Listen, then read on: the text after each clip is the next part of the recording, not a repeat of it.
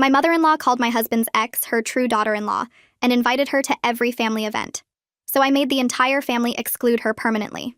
Colton and I got married 3 years ago after dating for 2 years. Before me, he was with Lindsay for 6 years, but they never got engaged because Lindsay kept saying she wasn't ready. She dumped him to go find herself in Europe and broke his heart. We met 8 months later at a cooking class and just clicked. His mom, Diane, seemed happy for us at first, said she was glad Colton found someone who actually wanted to commit. The wedding was beautiful, small, just family and close friends. Diane gave this speech about welcoming me to the family and how happy she was to finally have a daughter-in-law. I thought we were good. Then Lindsay came back from Europe. She was broke, single, and suddenly really interested in being friends with Colton again. He shut it down immediately, told her he was married and happy. But Diane heard Lindsay was back in town and invited her to Sunday dinner without telling us. We showed up, and there was Lindsay at the table like nothing had happened. Colton wanted to leave, but Diane made a big scene about how Lindsay was still family, and I needed to be mature about it. I tried to be cool, but Lindsay spent the whole dinner talking about inside jokes with Diane and old memories. Diane ate it up, laughing about things they did together, how Lindsay helped redecorate her kitchen, how they went to wine tastings every month. After that, Lindsay was at every family event. Diane would invite her and not tell us until we arrived. Easter, Memorial Day, 4th of July, there was Lindsay. Diane would introduce her to people as Colton's ex, who was like a daughter to her. She'd introduce me as Colton's wife, nothing else. No warmth, no relationship to her, just Colton's wife like I was some random addition. The real problem started at Diane's birthday party. She had this whole photo display of family memories, and half the pictures were of Lindsay and Colton from when they dated. Our wedding photo was nowhere. When Colton asked about it, Diane said she must have forgotten to put it up. But there were 3 pictures of Lindsay from just last month at their wine tasting. Then Diane had Lindsay stand next to her for the birthday toast and called her the daughter she never had. I was standing right there, her actual daughter-in-law, holding the cake I'd made from scratch. The worst moment was at Thanksgiving. Diane's sister was visiting from Texas, and Diane introduced everyone. She got to Lindsay and said, "This is my true daughter-in-law, the one who should have married Colton," then pointed at me and said, "This is his current wife." His aunt looked confused and asked if Colton had been married twice. Diane said no, just once, unfortunately. Lindsay actually laughed. Colton lost it and we left. But Diane called him crying, saying he was choosing me over his mother, that Lindsay understood family values and I was turning him against everyone. She actually said Lindsay would have never let him leave a family holiday. Colton told her to stop, but Diane kept going. She started planning family photos and only inviting Lindsay. She'd post them online, talking about her beautiful family. She threw Lindsay a birthday party and called it a celebration for her daughter. When I got pregnant, Diane's first response was to ask if we were sure we wanted kids since our marriage probably wouldn't last like Colton and Lindsay's relationship did. That's when I decided Diane wanted Lindsay as family so bad, she could have her. First, I started being the perfect daughter-in-law, but only to everyone except Diane. I helped Colton's dad with his garden, brought him lunch at work, and remembered his medications. I became best friends with Diane's sister, calling her weekly, sending her grandkids birthday gifts Diane forgot about. I helped Diane's elderly mother with grocery shopping and doctor appointments. Everyone started noticing how involved I was, while Diane was always busy with Lindsay. Then I started scheduling things. I'd plan family events on days I knew Diane had committed to Lindsay. Colton's dad's birthday dinner, she missed it because Lindsay had concert tickets. The grandkids' school play, she wasn't there because Lindsay needed help moving. Family reunion, Diane didn't show because Lindsay had a crisis about some guy. Each time, I'd make sure everyone knew why Diane wasn't there. People started asking why Diane prioritized her son's ex over her actual family. The masterstroke was Christmas.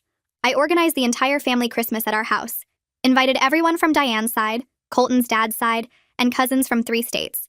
Told them all Diane was co-hosting with me.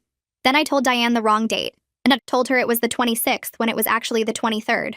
She believed it because she was distracted planning Lindsay's Christmas Eve party. Christmas came, and 30 people showed up. Everyone was asking where Diane was. I acted confused, said she'd been so involved with Lindsay lately that she must have mixed up dates. Colton's dad confirmed Diane was at Lindsay's. The whole family was talking about how Diane chose Lindsay over her own family at Christmas.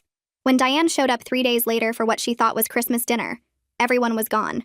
She saw the dishes, the decorations, the family photo we'd taken without her. She realized what had happened and started screaming that I'd tricked her. I stood in our doorway watching her face turn red, the family photo crumpling in her grip. Colton moved closer to me, his hand finding mine, and I could feel how tired he was from months of this. She kept yelling about betrayal and manipulation, saying I'd turned her own family against her. The photo was from Christmas, all 30 people smiling without her, and she couldn't stop staring at it. She demanded to know how I could do something so cruel to her. I didn't say anything because I knew whatever I said would make it worse. She was shaking, actually shaking with anger, and kept asking the same question over and over like I owed her an explanation. Colton squeezed my hand and stepped forward. He told his mother she made her choice when she picked Lindsay over everyone else at Christmas. His voice stayed calm and even, which seemed to make her angrier. He explained that we invited her to the right date, that she got the same invitation as everyone else. He said she chose to believe Lindsay's party was more important than her own family's Christmas. She tried to interrupt, but he kept talking, listing all the times she'd picked Lindsay over family events. His dad's birthday, the grandkids' school play, the family reunion. She'd missed everything because Lindsay needed something. She turned on him fast, pointing her finger in his face. She told him I'd poisoned him against her, that the old Colton would never choose a wife over his mother. She said he used to understand family loyalty before I came along. She kept going, saying Lindsay would never have let this happen, that Lindsay understood what family meant. I stayed quiet and watched her dig herself deeper. Colton's jaw was tight, but he didn't yell back. She noticed I wasn't saying anything and turned to me, asking why I was just standing there. I shrugged and told her I had nothing to add. That made her even madder. She started pacing on our porch, talking about how she'd welcomed me into the family, and this was how I repaid her. Within 2 hours, 3 family members had texted me asking what was going on because they'd heard her screaming from inside their cars when they drove past. My phone rang 2 days later while I was making lunch. Wayne's name showed up and I almost didn't answer because I figured he was calling to defend her. I picked up anyway, and he asked if we could meet for coffee without telling his wife. He said he needed to talk to me about everything that happened. I agreed to meet him at a diner across town where nobody from the family would see us. He sounded different on the phone, tired and sad instead of his usual cheerful self. He admitted he'd been watching this situation develop for months and felt terrible about staying silent. I told him I'd be there in an hour. The diner was one of those old places with red booths and a long counter. Wayne was already sitting in the back corner when I arrived. He stood up when he saw me and gave me an awkward hug. We ordered coffee and he started talking before the waitress even walked away. He told me his wife had been obsessed with Lindsay since before Colton and I got married. He said she took the breakup harder than Colton did, that she cried for weeks when Lindsay left for Europe. He explained that his wife saw Lindsay as the daughter she never had, someone who understood her in a way her own kids didn't. I listened and drank my coffee while he kept going. He said he tried to talk to her about it multiple times, but she wouldn't listen. She'd tell him he didn't understand women's friendships, that her relationship with Lindsay was special. Wayne looked down at his coffee cup and said his mother-in-law had been asking him why his wife never visits anymore. He said Isabella called him last week wondering if she'd done something wrong. He was running out of excuses to give her. He wanted to support his son's marriage but didn't know how to handle his wife's behavior without making everything worse. He asked me what he should do. I stirred sugar into my coffee and thought about it for a minute. His wife had put him in an impossible position and he knew it. I told him he should start making his own decisions about family events instead of just following his wife's lead. I said he didn't need her permission to see his grandkids or have dinner with his son. He looked relieved when I said it, like he'd been waiting for someone to give him permission. He admitted he'd been wanting to spend more time with the grandkids anyway, but his wife always had plans with Lindsay on those days. He said he missed half of his grandson's baseball season because she scheduled wine tastings during the games. I told him the grandkids would love to see him more and that Colton needed his support right now. He nodded and said he'd start coming over for dinner once a week. He asked if that would be okay, and I told him he was welcome anytime. My phone rang the next week while I was folding laundry. Haley's name popped up and I answered on the second ring. She said half the family was talking about what happened at Christmas and asking her what was really going on. She wanted to know the truth because people were giving her different versions of events. I invited her over that afternoon, and she showed up with cookies from the bakery down the street. We sat at my kitchen table and I explained everything. I told her about Lindsay showing up at Sunday dinner without warning, about the birthday party with no wedding photo, about Thanksgiving when her sister called Lindsay the true daughter-in-law. I showed her the texts and the social media posts. Haley's face changed as I talked, going from confused to shocked to angry. She put down her coffee and admitted she thought I was making things out to be bigger than they were before. She said seeing her sister miss Christmas for Lindsay's party made everything click into place. She apologized for not taking my concerns seriously earlier and asked how she could help fix the family damage. Her voice got quiet when she talked about how her sister used to be different, how she used to show up for family before Lindsay came back. She said she didn't recognize her sister anymore. I told her it wasn't her fault that her sister made bad choices. I explained to Haley that I wasn't trying to keep her sister away from family. I said I just needed her to understand that being family means showing up for family, not picking an ex-girlfriend over your own relatives. Haley agreed and said she'd been thinking the same thing but didn't know how to say it. She suggested we plan a family gathering for their mother's birthday that her sister couldn't dismiss as easily. She said Isabella's birthday was coming up in 3 weeks, and it would be the perfect chance to show her sister what she was missing. I liked the idea, and we started making plans right there at my kitchen table. Haley pulled out her phone and started a list of people to invite. She said we'd make it special for their mother and maybe her sister would finally see what mattered. 2 weeks passed and Colton's phone started ringing more often. His brother called first on a Tuesday evening while we were making dinner. I watched Colton step outside to take the call and stayed in the kitchen chopping vegetables. He came back 20 minutes later looking tired and sat down at the table without saying anything. His sister texted him the next day asking if they could talk. I handed him his phone when it buzzed and told him to handle it however he needed to. He went into our bedroom and closed the door. I heard his voice through the walls but couldn't make out the words. When he came out an hour later, he looked like he'd been crying. I hugged him and he held on tight for a long time. His siblings needed to hear everything from him because I was the wife and they were his family. The conversations happened over the next few days. Colton talked to his brother again on Thursday morning before work. He called his sister back that night after dinner. I stayed in the living room while he paced around the kitchen explaining years of Sunday dinners and birthday parties and holidays with Lindsay at every single one. He told them about the photo display at Diane's birthday with no wedding picture of us. He explained the Thanksgiving introduction, where their mother called Lindsay the true daughter-in-law right in front of me. His voice got louder when he talked about our pregnancy announcement and how Diane asked if we were sure we wanted kids since our marriage probably wouldn't last. I heard him say Lindsay's name over and over. I heard him say his mother chose his ex over his actual wife at Christmas. When he finished talking to his sister, he came into the living room and collapsed on the couch next to me. He put his head in his hands and said they had no idea. His brother thought Diane was just being nice to Lindsay because she'd dated Colton for so long. His sister admitted she noticed Lindsay at family events but figured their mother was trying to keep everyone comfortable. Neither of them realized Diane was actively pushing me out while pulling Lindsay in. Colton said his sister felt terrible for not seeing it sooner. She told him she noticed I wasn't in many family photos but thought I just didn't like having my picture taken. She never questioned why Lindsay was always there because their mother acted so normal around everyone else. The family group chat that Diane created 6 months ago suddenly lit up with activity. My phone buzzed 3 times in a row while I was folding laundry. I picked it up and saw messages about planning Isabella's birthday party. Haley sent the first message asking what kind of cake their mother liked. Colton's sister responded saying Isabella loved chocolate with vanilla frosting. Someone suggested the Italian restaurant downtown. Another cousin said she could order flowers. I watched the messages come through and felt my stomach flip because this was actually happening. Diane jumped into the conversation within minutes. She sent a long message about how she should coordinate everything since Isabella was her mother. She listed all the things that needed to be done and assigned tasks to different people. Haley responded immediately saying she was already handling the planning with me. The chat went quiet for a few seconds. Then Diane sent 3 question marks. Haley typed back that we'd been working on the party for over a week and had everything organized. She said Diane was welcome to come and celebrate, but the planning was done. I screenshot the conversation and sent it to Colton without adding any comment. My phone buzzed again 5 minutes later. A private message from Diane popped up on my screen. I opened it and read the first line demanding to know why I was turning her family against her. She said I was manipulating everyone and destroying her relationships with her own children. The message got worse as it went on. She threatened to tell everyone what I really was. She said the family would see through my act eventually. She called me calculating and cruel. My hands shook as I screenshot every word. I sent the screenshots to Colton and put my phone face down on the counter. I didn't respond to Diane at all. Colton called his mother 30 minutes later. I heard his voice through the bedroom door telling her that threatening his pregnant wife was completely unacceptable. Diane's voice came through the phone loud enough that I could hear her crying from the other room. She said she was the victim and nobody understood what I'd done to her. Colton's voice stayed calm and firm. He told her he wouldn't tolerate threats against me anymore. He said she needed to stop blaming me for consequences of her own choices. Diane kept crying and saying she just wanted her family back. Colton said the door was open when she was ready to prioritize actual family over Lindsay. Then he ended the call. I focused on planning Isabella's party with Haley over the next week. We texted back and forth about menu options and decorations. Haley called me Tuesday afternoon and we talked for an hour about what would make the party special. I genuinely cared about Colton's grandmother because she'd always been kind to me. She never made me feel like an outsider or compared me to Lindsay. We chose her favorite restaurant and made a reservation for Saturday afternoon. The guest list included everyone from the extended family except Lindsay, because she wasn't actually family no matter what Diane said. Haley and I split the tasks. She ordered the cake and I handled the decorations.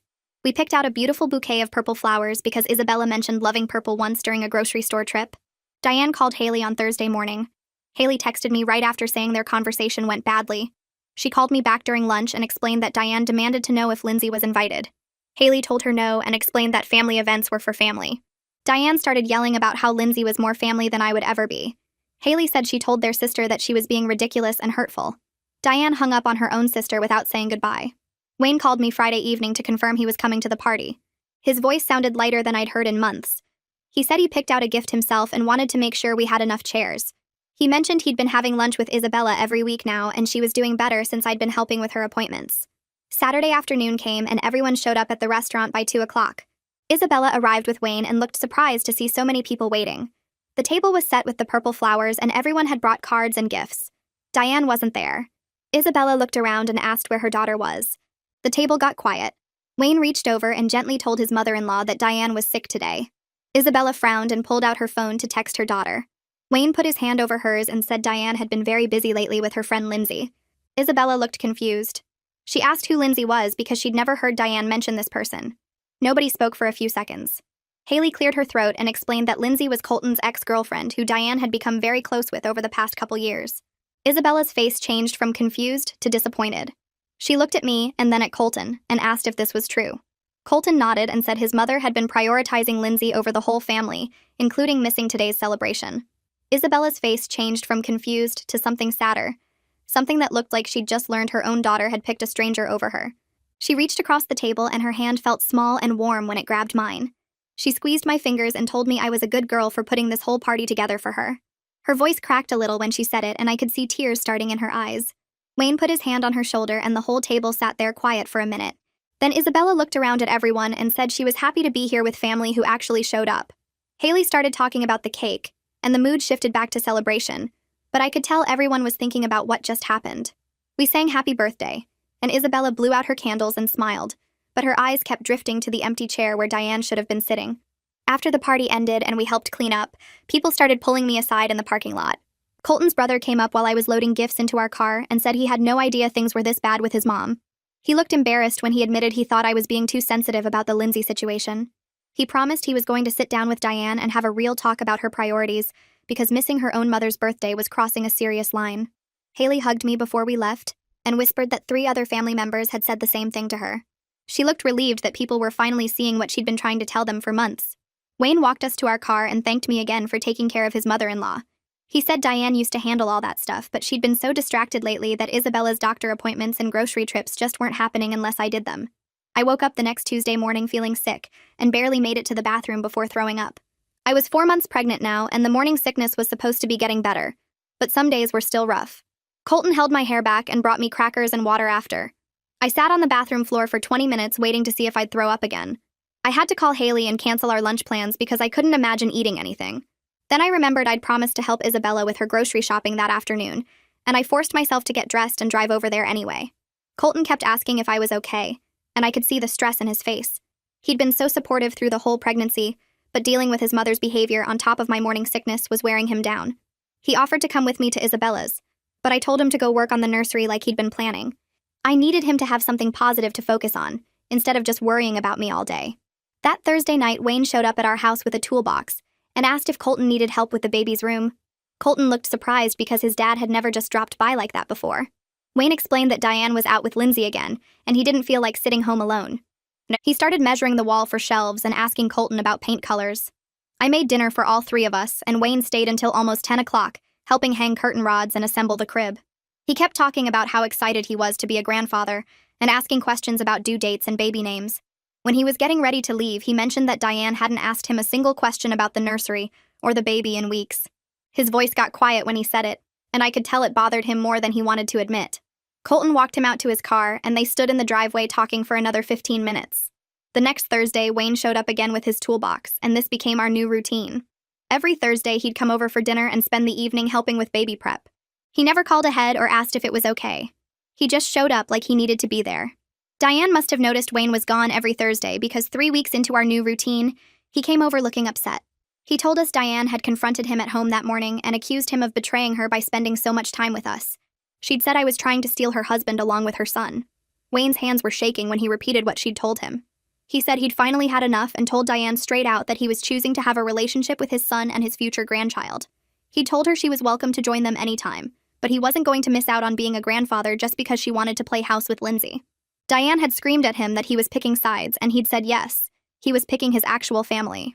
We sat at the kitchen table, and Wayne looked like he'd aged 10 years in one conversation. Colton reached over and squeezed his dad's shoulder and told him he was proud of him for finally speaking up. The screenshots started showing up in my phone on Saturday afternoon. First one from Haley, then one from Colton's sister, then one from his brother. Lindsay had posted a whole photo album on social media from another wine tasting with Diane. The captions were all about found family and chosen mothers and the special bond between women who truly understand each other. There were pictures of them holding wine glasses and laughing. Pictures of them with their arms around each other. One picture had a caption about how blood doesn't make you family, love does. Haley's text asked if I'd seen this garbage. Colton's sister wanted to know if his mom had lost her mind. His brother sent 3 question marks and nothing else. I looked at the photos and felt nothing except tired. I was too pregnant and too sick and too focused on actual important things to care about Diane's social media drama. I didn't respond to any of the screenshots people sent me. I put my phone on silent and spent the afternoon organizing baby clothes that people had given us. Colton came in and found me folding tiny onesies and asked if I'd seen what his mom posted. I told him yes and that I didn't care anymore. He looked relieved that I wasn't upset, and then he grabbed his phone and started blocking Lindsay on every platform he could think of. He blocked her on everything, and then he called his mother. I could hear him from the nursery telling Diane that she needed to stop discussing his marriage with his ex-girlfriend. His voice was calm but firm, and he wasn't asking. He was telling her.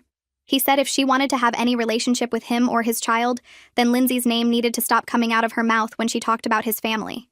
Diane must have said something back because Colton's jaw got tight and he repeated himself slower. Then he hung up. Colton came into the nursery and sat down on the floor next to me. He looked exhausted and hurt in a way that made my chest ache. He told me his mother had refused everything he'd asked for. She'd said Lindsay understood her better than her own children did, and that she wasn't going to apologize for having a friend who actually cared about her feelings. Colton's eyes were wet when he repeated what she'd said, and I could tell something inside him had broken. I put down the baby clothes and wrapped my arms around him, and we just sat there on the nursery floor. He cried quietly against my shoulder, and I held him while he processed that his mother valued his ex-girlfriend more than she valued him. We stayed there until it got dark outside, and neither of us said anything because there wasn't anything left to say. Haley called me 3 weeks later with an idea for a baby shower. She wanted to host it at her house and invite all the women in the family. She listed off names of aunts and cousins and Colton's sister, and then she paused and asked if I wanted her to invite Diane. I sat there holding the phone and thinking about whether I even wanted Diane at my baby shower. Part of me hoped she'd come and act normal and show that she cared about her grandchild. Part of me knew she'd probably bring Lindsay or make the whole day about her feelings. I told Haley to invite her because it felt wrong not to, even though I was already preparing myself for disappointment. Haley said she'd send the invitation, and we'd see what happened. I spent the next 2 weeks trying not to think about whether Diane would show up, or whether she'd bring Lindsay as her +1. Colton kept telling me not to stress about it, but I couldn't help imagining different scenarios of how the day might go wrong. The baby shower happened on a Sunday afternoon at Haley's house, and I got there early to help set up decorations. Women started arriving around 1 o'clock, and the house filled up with Colton's aunts and cousins and family friends. Colton's sister brought a huge gift bag and hugged me tight. Wayne's sister came and brought homemade cookies. Isabella arrived with Haley and immediately started asking where the mom-to-be was sitting. By 2 o'clock, the living room was packed with women laughing and eating cake and playing baby shower games. Diane wasn't there. I kept watching the door thinking maybe she was just running late, but 3 o'clock came and went, and her chair stayed empty. Haley checked her phone and showed me that Diane had read the invitation 2 weeks ago, but never responded. At 4 o'clock, someone asked out loud where Diane was, and the whole room got quiet. Haley said she'd invited her, but Diane must have been too busy. Colton's sister made a disgusted sound and said their mother was probably out with Lindsay. The other women started talking openly about how strange it was that Diane kept missing family events. Someone mentioned Christmas, and someone else brought up Isabella's birthday. I sat there opening gifts while the women in Colton's family criticized his mother's absence, and defended me without me having to say a single word. A generic gift card showed up in our mailbox 3 days later with no note, just Diane's name on the return address. The week after the baby shower, Colton's sister showed up at our house unannounced. She asked if we could talk privately, and I led her to the back porch while Colton stayed inside. She sat down and wouldn't look at me for a full minute before she started apologizing. She said she hadn't seen how bad things were with their mother until Christmas happened, and the whole family started talking. She admitted Diane had always been controlling about family stuff, but this situation with Lindsay showed something darker that she'd been ignoring. She told me about times growing up when Diane would pit the kids against each other or punish them by withdrawing affection for weeks. She said she thought their mom had gotten better with age, but watching her choose Lindsay over her own grandchild made her realize the problem never went away. I didn't know what to say, so I just listened while she cried and apologized for not standing up for me sooner. She hugged me before she left and said I was good for Colton and good for the family even if Diane couldn't see it. 2 days later, I got an email from Diane that was 3 pages long. She explained that she wouldn't be coming to family events anymore because the family had clearly chosen me over her. She wrote that I'd manipulated everyone with my fake kindness and destroyed her relationship with her children. She said I'd turned her own mother against her and poisoned her husband's mind. She claimed Lindsay was the only person who truly understood family loyalty, and everyone else had abandoned her. The email went on about how she'd given her whole life to her family, and this was how they repaid her. She said she hoped I was happy now that I'd won and taken everything from her. I read it twice and then forwarded it to Colton without responding. Colton spent an hour writing his response and showed it to me before he sent it. He'd made a detailed list of every family event Diane had missed because of Lindsay over the past year. He included the dates and what Lindsay's excuse was each time. He listed every hurtful thing Diane had said about our marriage starting from when we got engaged. He wrote about the Thanksgiving introduction and the Christmas photo incident and her reaction to my pregnancy. He ended by saying the door was open when she was ready to prioritize actual family over her obsession with his ex-girlfriend. He said he loved her, but he wouldn't let her hurt his wife and child anymore. I watched him hit send and saw his hands shaking. Wayne came over 3 days later and asked to speak with us privately. We sat in the living room and he looked older than I'd ever seen him. He told us he'd been sleeping in the guest room for 2 months because he couldn't stand watching Diane choose Lindsay over their grandchild. He said he'd tried talking to her about it, but she accused him of betraying her too. He was considering a separation if things didn't change soon because he couldn't live with someone who cared more about her son's ex than her own family. He cried when he said it, and Colton hugged him for a long time. Wayne asked if he could come over for dinner once a week and help set up the nursery. He said he didn't want to miss his grandchild's life because his wife had lost her mind. I was 6 months pregnant when my phone rang at 2 in the morning. It was Isabella calling from her bedroom saying she couldn't breathe right and her chest hurt. I asked if she'd called Diane, but she said Diane's phone went straight to voicemail. I told her I was coming to get her and woke up Colton. He wanted to drive, but I was already dressed and moving. I got to Isabella's house in 15 minutes and found her sitting on her bed in her nightgown looking scared. I helped her get dressed and walked her to the car. She kept apologizing for bothering me, and I kept telling her to save her breath. The emergency room was nearly empty at that hour. I got Isabella checked in and stayed with her while they ran tests and asked questions. The doctors were worried about her heart and wanted to admit her overnight for observation. I sat in her room while they hooked her up to monitors and brought her medication. She held my hand and told me I was a good girl. Wayne arrived after his shift ended at 6 in the morning. He came straight from work, still wearing his uniform, and hugged me with tears running down his face. He thanked me for being there for his mother-in-law when his wife couldn't be bothered to answer her phone. I left them alone and went home to sleep for a few hours. Haley called Diane 6 times that morning to tell her their mother was in the hospital. Diane didn't answer any of the calls. Haley left voicemails and sent text messages explaining that Isabella had a medical emergency. Diane finally responded 12 hours later saying she was at a spa weekend with Lindsay and her phone had been off. She asked what happened like it wasn't urgent anymore. Haley told me about the conversation, and I could hear the anger in her voice. She said their mother had chosen a spa day over knowing whether her own mother was dying. Isabella stayed in the hospital for 2 days while they ran more tests. Her heart was fine, but she had a bad infection that needed treatment. She recovered quickly with antibiotics, but Haley told me privately that Isabella was hurt. Diane couldn't be bothered to check her phone for an entire weekend. The family group chat exploded with people asking why Diane hadn't come to the hospital. Colton's brother posted that their mother had been at a spa with Lindsay instead of checking on her own mother. The family dynamics shifted right there in that chat. Even people who'd defended Diane before started questioning her priorities. Diane showed up at our house 4 days later without calling first. I answered the door 7 months pregnant, and she pushed past me demanding to know why nobody told her about Isabella's emergency. Colton came down the stairs holding his phone and showed her the call logs. Haley had called 6 times. Wayne had called 4 times. Colton had called twice. All the calls went to voicemail or weren't answered. Diane's face went red and she started yelling that we should have tried harder to reach her. Colton pulled up her text messages showing she'd read Haley's messages about the hospital within an hour, but didn't respond for 12 hours.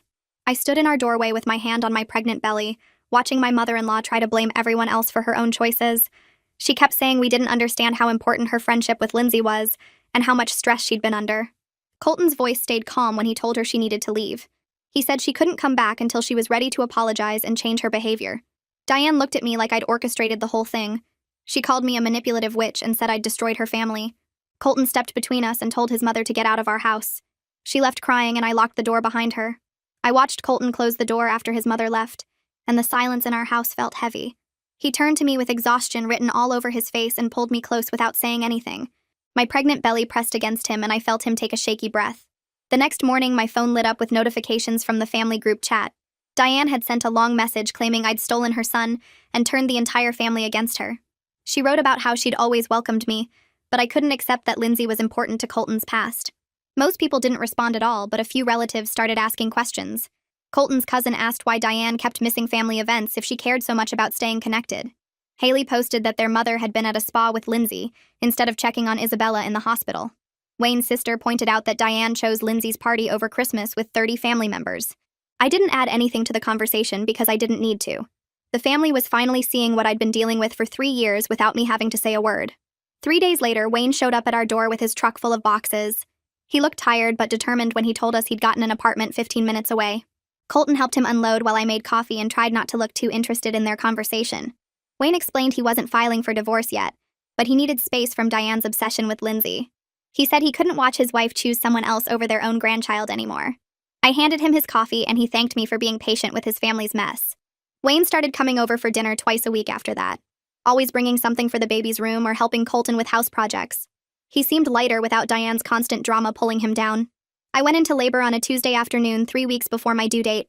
The contractions started while I was folding baby clothes in the nursery, and I knew immediately this was real. Colton drove me to the hospital with his hands gripping the steering wheel and his phone connected to his dad on speaker. Wayne said he'd be there in 30 minutes and would call everyone else. The hospital room smelled like antiseptic and the lights were too bright, but I focused on breathing through each contraction. Wayne arrived first, still wearing his work clothes, and kissed my forehead before stepping back to let the nurses work. Haley and Reed showed up an hour later with bags of snacks and worried faces. Colton's brother drove 3 hours from the city, and his sister flew in from 2 states away. The waiting room filled with family members who dropped everything to be there for us. Diane didn't come even though Wayne called her directly from the hospital hallway. I heard him on the phone explaining that I was in labor and the baby was coming early. His voice got sharper when she apparently asked if it was really necessary for her to drive all the way there today. He hung up and came back into the room looking angry and sad at the same time. Hours later, Colton's phone buzzed with a text from his mother saying congratulations, but she didn't want to intrude since the family had made it clear she wasn't welcome. He showed me the message between contractions, and I saw the hurt flash across his face before he put the phone away. The labor was long and hard, but every time I looked up, there was someone who actually cared holding my hand or bringing me ice chips. Our daughter arrived just after midnight, tiny and perfect with a full head of dark hair. The doctor placed her on my chest and I couldn't breathe for a second because she was so beautiful. Colton cut the cord with tears running down his face, and then everyone was crying and laughing at the same time. The nurses cleaned her up and checked all her measurements while I tried to process that I was actually a mother now. Wayne held his granddaughter with his whole body shaking and tears streaming down his face. I watched Colton take photos of his dad meeting the baby and felt grateful that at least one grandparent showed up when it mattered. Haley took a million pictures and Reed kept saying she looked just like Colton did as a baby. The hospital room stayed full of family until the nurses finally kicked everyone out so I could rest. We brought the baby home 3 days later to a house full of gifts and flowers from family members. I was exhausted and sore but happy to be in my own bed. Colton barely slept those first few nights, always jumping up to check on the baby or bring her to me for feeding. Wayne came by every morning before work just to hold his granddaughter for 20 minutes. On the 3rd day home, I was sitting in the nursery feeding the baby when the doorbell rang. Colton went to answer it and I heard Diane's voice in the hallway asking if she could come in. My whole body tensed up, but I stayed where I was with the baby latched on. Colton came upstairs with an envelope in his hand, and Diane following behind him. She was alone without Lindsay for the first time in forever and carrying bags of baby gifts. She asked if she could meet her granddaughter, and I saw real nervousness in her face. Colton sat down next to me and opened the letter while I kept feeding the baby. The apology letter talked a lot about how hurt Diane felt when the family were excluded her, and how she didn't understand why everyone turned against her. She wrote about missing Christmas and the birth because she felt unwelcome, not because she didn't care. There was barely anything about how her actions hurt us, or why she'd chosen Lindsay over her own family for so long. Colton finished reading and looked at his mother standing in the doorway of our nursery. He told her she could come in for 30 minutes, but this didn't fix everything that happened. Diane moved slowly into the room and sat in the rocking chair across from us. I finished feeding the baby and handed her to Colton so he could burp her. Then he carefully placed his daughter in his mother's arms, and Diane started crying immediately. She looked down at the baby and said she'd missed so much because she was stubborn and foolish.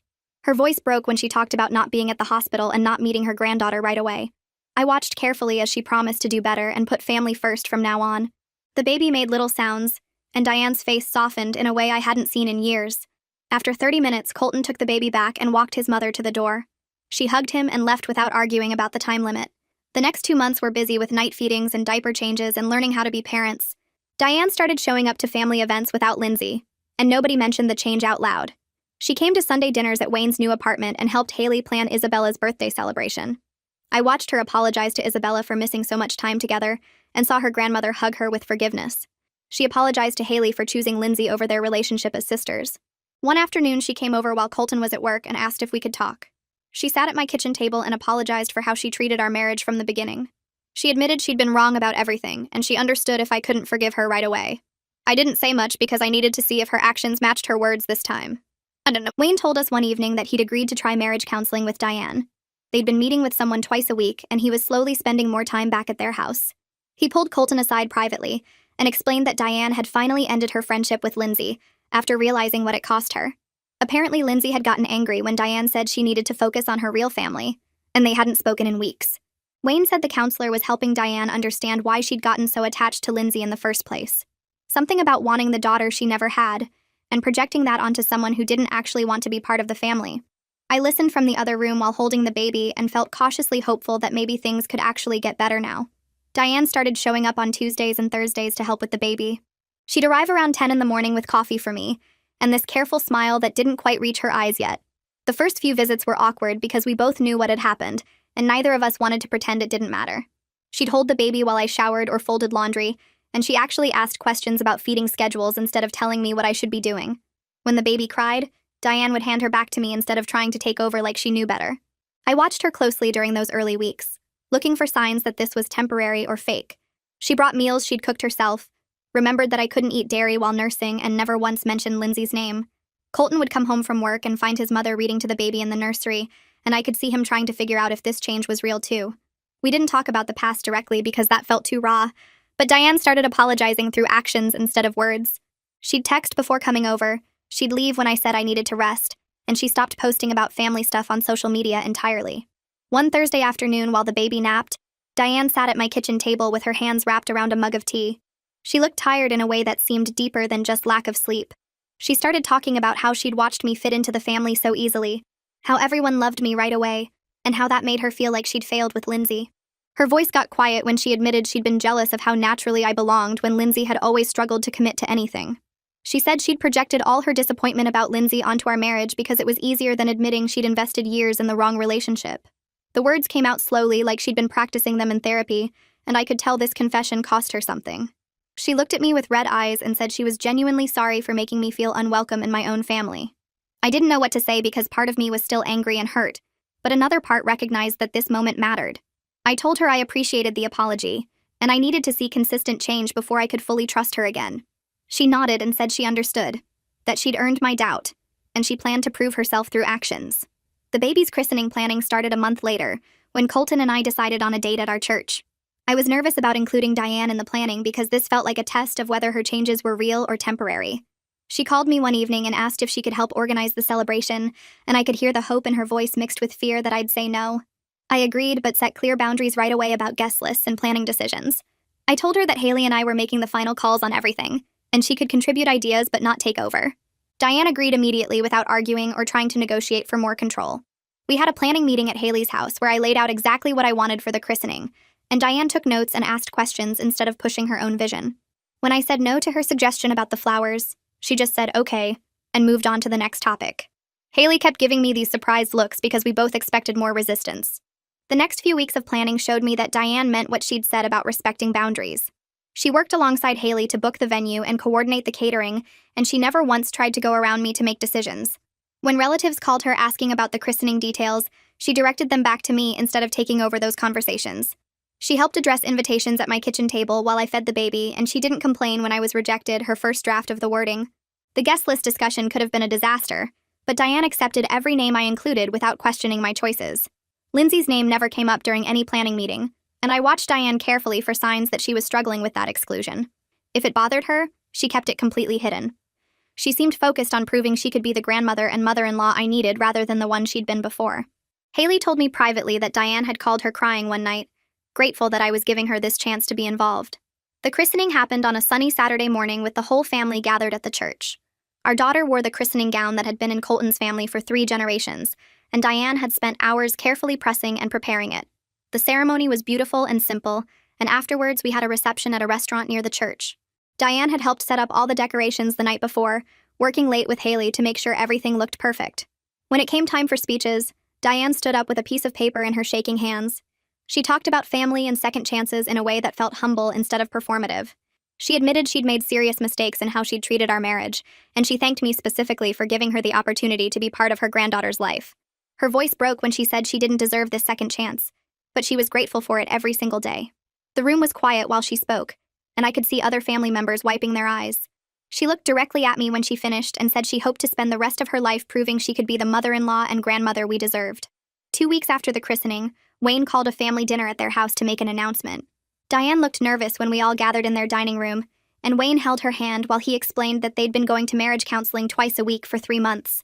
He said the counseling had helped them reconnect and remember why they'd fallen in love 30 years ago. Then he announced they were planning to renew their vows on their 30th anniversary in 6 months.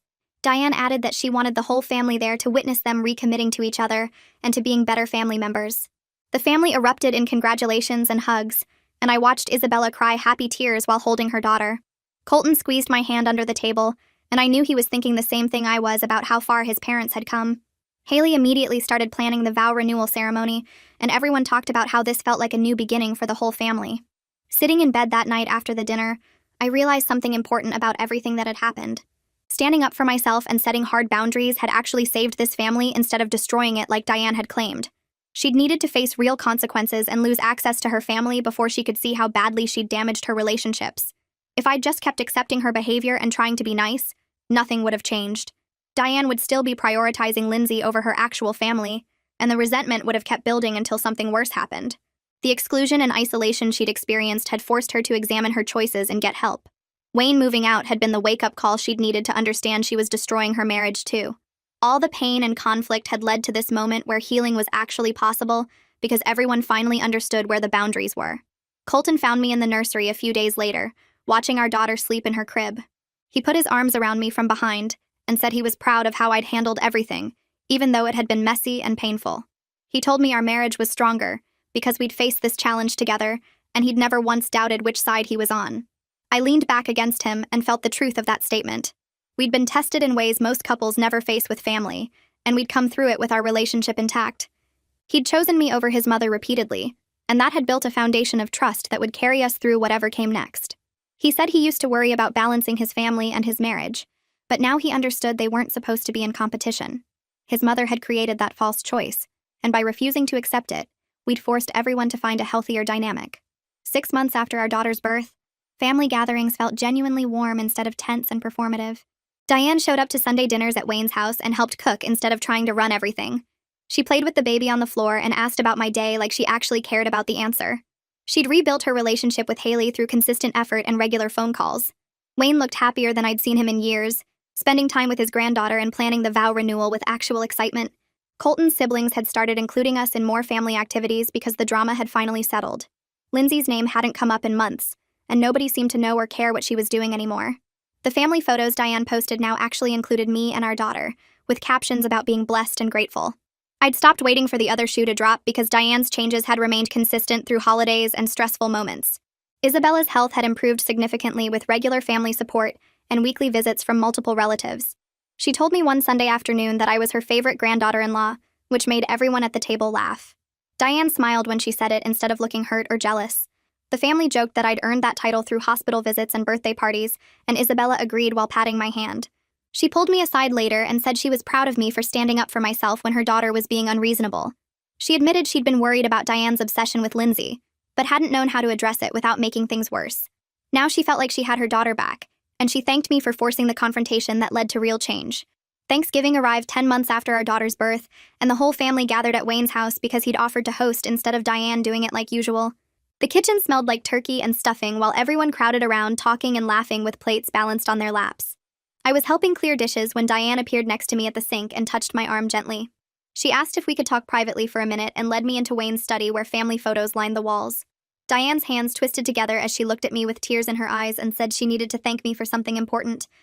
She said I could have given up on this family when she made it nearly impossible to be part of it. But instead I fought for my place here and forced everyone to see what really mattered.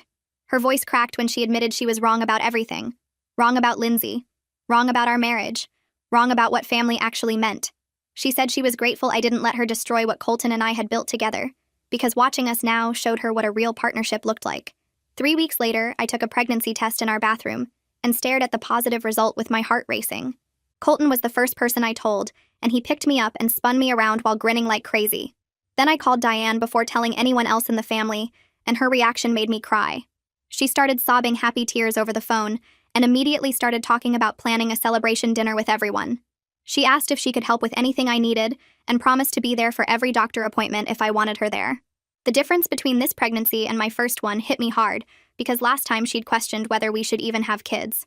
Wayne pulled Colton aside one evening when they were working on the nursery together for our second baby. I was downstairs, but Colton told me later that his dad said something that stuck with him. Wayne admitted that my actions over the past year had actually saved his marriage by forcing Diane to see what really mattered before it was too late. He said the family was closer now than it had been in years because everyone finally understood where the boundaries were and what showing up actually meant. Wayne thanked Colton for marrying someone strong enough to stand up for herself and smart enough to know how to fix what was broken. Our family found a balance over the following months that felt different from before in important ways. I was respected as Colton's wife and our children's mother without having to prove myself constantly. Diane rebuilt her relationships through consistent effort and regular presence instead of trying to control everything. Everyone understood now that showing up mattered more than history or past relationships. Sunday dinners happened at different houses with genuine warmth instead of tension. Diane brought toys for our daughter and asked about my pregnancy symptoms like she actually cared. Wayne looked relaxed and happy when he talked about becoming a grandfather again. The family photos Diane posted online now included all of us with captions that felt real instead of performative. It wasn't perfect because families never are, but it was real and honest. That was better than the fake harmony we had before when everyone pretended not to notice the problems. We'd all learned that sometimes you have to break things completely before you can build them back stronger.